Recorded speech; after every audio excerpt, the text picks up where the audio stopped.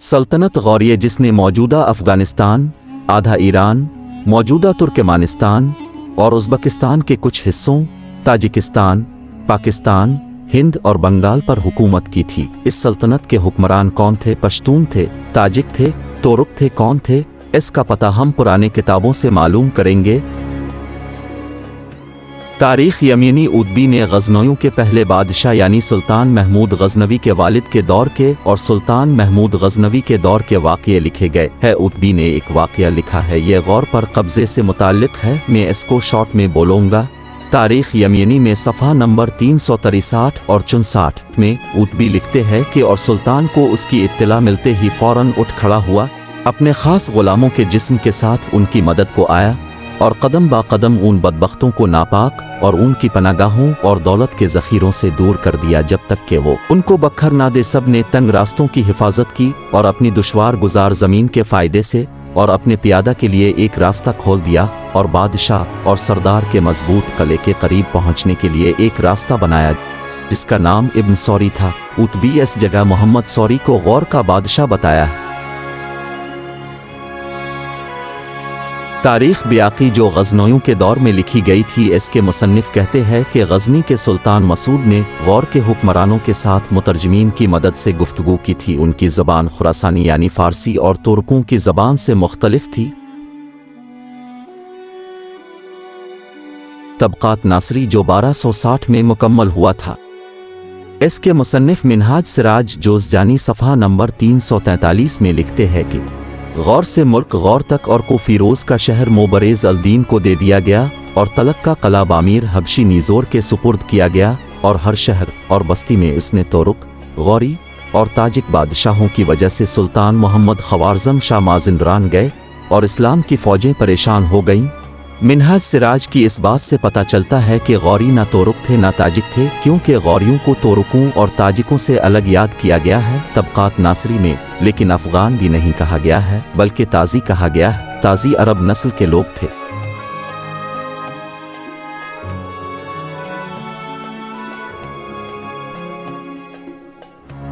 तारीख़ नामा हरात के मुसन्निफ़ ने गौरी और अफ़गान दोनों को अलग याद किया है। उस वक्त अफ़गान सिर्फ पश्तून को ही कहा जाता था, जिसका मतलब है कि गौरी पश्तून नहीं थे। तारीख़ नामा हरात के मुताबिक ये फ़ारसी वर्जन किताब से है।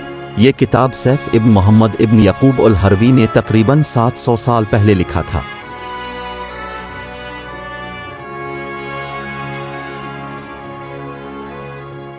तारीख़ फ़रिश्ता के मुसन्निफ़ मोहम्मद कासिम फ़रिश्ता अपने किताब सफ़हा नंबर 28 और 29 में लिखते हैं कि इस माल गनीमत के साथ महमूद गज़नी वापस चला गया और 400 हिजरी यानी 1009 में एक शानदार मेला तैयार किया गया जहां उसने अपनी दौलत को सुनहरी तख्तों और दीगर शानदार ज़ेवरात में गज़नी शहर के बगैर एक अजीम मैदान में लोगों के सामने पेश किया और हर दर्जा के फ़र्द को इनामात से नवाजा। अगले साल 401 हिजरी यानी 1010 में महमूद अपनी फ़ौज को गौर की तरफ ले गया। इस मुल्क का आबाई शहजादा मोहम्मद अफ़गान कबीला सूर वही नस्ल जिसने ख़ानदान को जन्म दिया जो आखिरकार हुकूमत को ख़त्म करने में कामयाब हो गया।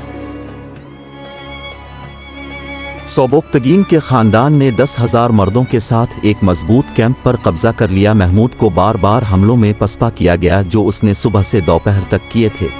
ये मालूम करके कि गौर के दस्तों ने हित धर्मी के साथ अपने हिसार का दिफा किया, उसने अपनी फ़ौज को बज़ाहिर उलझन में पीछे हटने पर मजबूर कर दिया ताकि दुश्मन को उसकी मजबूत पोजीशन से हटाया जा सके।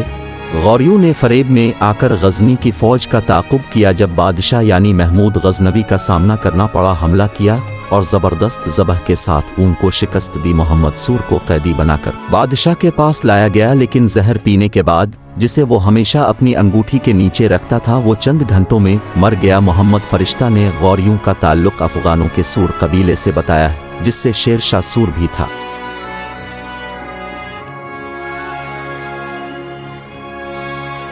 मखज़न अफ़गानी के मुसन्निफ़ नेमतुल्लाह हरवी पश्तूनों के अफ़सानवी शजरी में सूर कबीले के बारे में कहते हैं कि सूर अपने आप को मोहम्मद सूर की औलाद के तौर पर ज़ाहिर करता है। गौरियों के घराने के शहजादों में से एक जिसने अपना आबाई मुल्क छोड़ दिया था और रोके अफ़गान सरदारों में से एक की बेटी से शादी की।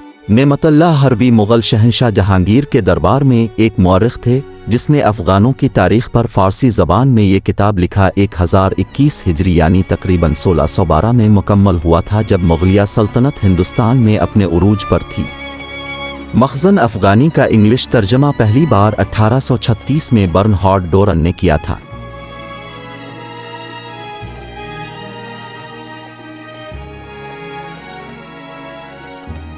ماؤنٹ ٹوٹ ایلفنسٹون اپنے کتاب دی ہسٹری آف انڈیا جلد اول صفحہ نمبر 598 میں لکھتے ہیں کہ غوریوں کے گھر کی ابتدا پر بہت زیادہ بحث کی گئی ہے اور بظاہر صحیح رائے یہی ہے کہ وہ اور ان کی رعایا دونوں افغان تھے۔ آخری ساسانی بادشاہ کی موت کے چند سالوں میں ہی غور پر مسلمانوں نے حملہ کر دیا۔ ابن ہوکل نے اسے 9ویں صدی میں صرف جزوی طور پر تبدیل کیا تھا۔ اسی مصنف کے مطابق اس وقت کے باشندے خراسان کی زبان بولتے تھے۔ ماؤنٹ ٹوٹ ایلفنسٹون کے مطابق غوری افغان تھے۔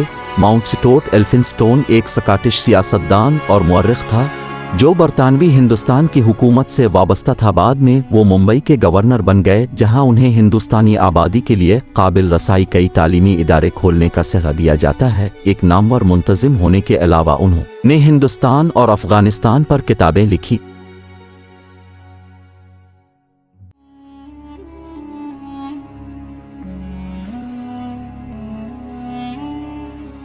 سر ولیم ولسن ہنٹر اپنے کتاب دی امپیریل گزٹیئر آف انڈیا جلد نمبر 12 میں لکھتے ہیں کہ غزنی کو ہند افغان تاریخ میں غزنوی خاندان کی نشست کے طور پر منایا جاتا ہے، جس نے ایک متحد اور جارحانہ افغانستان کے پہلے محمدی حکمران کو پیش کیا۔ خاندان کا تعلق الپ تیگین سے ہے، ایک ترک غلام جو سامانیوں کے ماتحت اعلیٰ عہدے پر فائز ہوا تھا، لیکن اس کا اصل بانی سوبوک تیگین تھا جو الپ تیگین کا سابق غلام اور اس کی بیٹی کا شوہر تھا۔ سوبوک تیگین کے بیٹے غزنی کے مشہور محمود کے ماتحت، جس نے 998 سے 1030 تک حکومت کی اور ہندوستان میں بہت سی مہمات کی، غزنی والوں کا تسلط لاہور سے سمرقند اور اصفہان تک پھیلا ہوا تھا اور غزنی کو شاندار عمارتوں اور ایک یونیورسٹی سے مزین کیا گیا تھا۔ محمود کی موت کے بعد زوال کا معمول کا عمل شروع ہوا اور غزنی کو 1153 میں غور کے افغان گھر کے علاء الدین حسین نے تباہ کر دیا تھا۔ سر ولیم ولسن ہنٹر سکاٹش مورخ، شماریات دان، ایک مرتب اور انڈین سیول سروس کے رکن تھے۔ وہ ہندوستان کے امپیریل گزٹیئر کے لیے سب سے زیادہ جانا جاتا ہے، جس پر انہوں نے 1869 میں کام کرنا شروع کیا اور بلاخر 1881 میں 9 جلدوں میں، پھر 14 اور بعد میں ان کی موت کے بعد 26 جلدوں میں شائع ہوا۔ فرینچ مورخ رینی گروسٹ بھی اپنے کتاب میں غوریوں کو افغان کہتے ہیں۔ ان کا یہ کتاب 1921 میں شائع ہوا تھا۔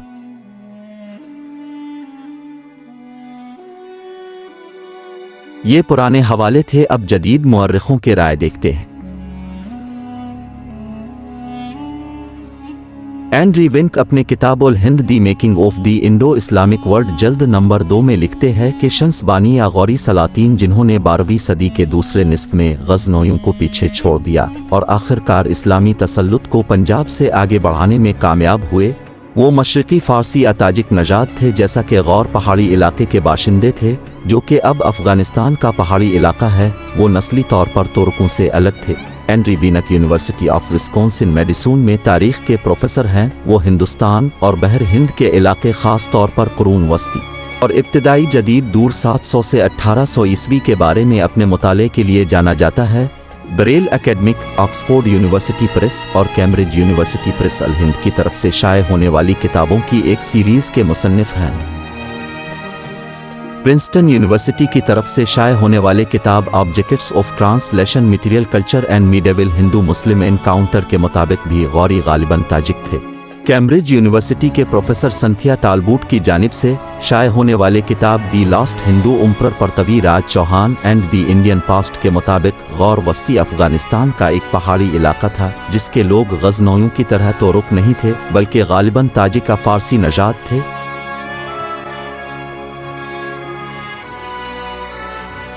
لیکن دی کیمبرج ہسٹری آف ایران جلد نمبر 5 کے مطابق غوری پشتون تھے۔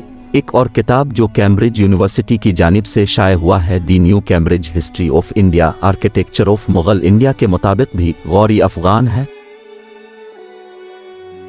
بعض حوالوں کے مطابق غوری افغان یعنی پشتون ہے، بعض حوالوں کے مطابق تاجک ہے، طبقات ناصری کے مطابق عرب ہے، गौरियों का नस्ल वाजे नहीं है कि अफगान थे, ताजिक थे, अरब थे।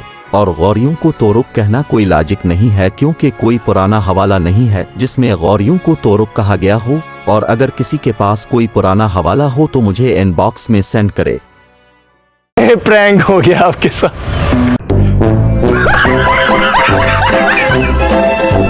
खत्म,